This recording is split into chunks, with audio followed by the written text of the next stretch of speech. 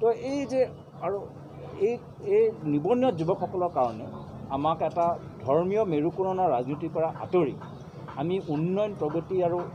আজিৰ তাৰিখত অৰ্থনৈতিক স্থিতি য'ত ইমান বেয়া আমি চাকৰি কেনেকৈ দিব পাৰোঁ গাঁৱলীয়া যুৱকসকলক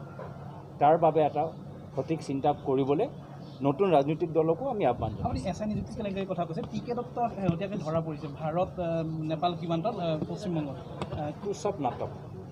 আজিৰ দিনত জীৱন ডেকাও তেওঁলোকে কৈছে কি তেওঁ ধৰিছে কিনো কথা ওলালে বিজেপি দলটো মই কৈছোঁতো এটা ৱাশ্বিং মেচিন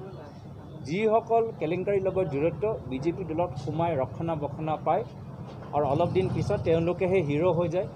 তেওঁলোককে মানে গোটেই তেওঁলোকৰ কলাৰ ৰংটো মোহাৰি চফা কৰি দিয়ে নিকা কৰি দিয়ে অলপ দিন চাব একে কথা হ'ব। আমি বিচাৰোঁ পিকে দত্তও যেতিয়া আছিলে অসমৰ ভিতৰত তেতিয়াওতো তেওঁৰ ওপৰত কাৰোবাৰ হাতত ৰিম'ট কণ্ট্ৰল আছে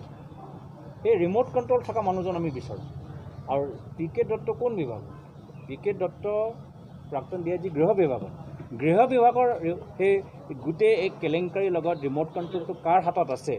সেইটো ওলাবলৈ কাৰণে আমি বাৰম্বাৰ কৈছোঁ CBI বা জুডিচিয়েল ইনকুৱাৰীৰ জৰিয়তে মুখ্যমন্ত্ৰী বিষয়ববীয়াসকলৰ আমাক এই তদন্তৰ ভিতৰত সামৰিব লাগে তেতিয়াহে বাস্তৱ কথা ওলাই আহিব। নহ'লে আপোনালোকে দেখিছে এই কেলেংকাৰী মাত্ৰ আৰক্ষী পৰীক্ষাত হোৱা নাই আজি পঞ্চায়ত গ্ৰাম্য উন্নয়ন বিভাগতে হওক বা ব্লেক লিষ্টেড ফাৰ্মৰ ক্ষেত্ৰতে হওক গোটেই এটা চিণ্ডিকেট চলি আছে। এই চিণ্ডিকেটৰ ভিতৰত কোনোবা এটা মাষ্টাৰ মাইণ্ড আছে কোনোবা এটা ৰিম'ট কণ্ট্ৰল আছে খালি SIটো নহয় এই গোটেই তদন্ত হ'বলৈ হ'লে এটা আমাৰ এই বৰ্তমানে CID ওপৰত আমাৰ কথাটো আমি নিৰ্ভৰ কৰিব নোৱাৰোঁ।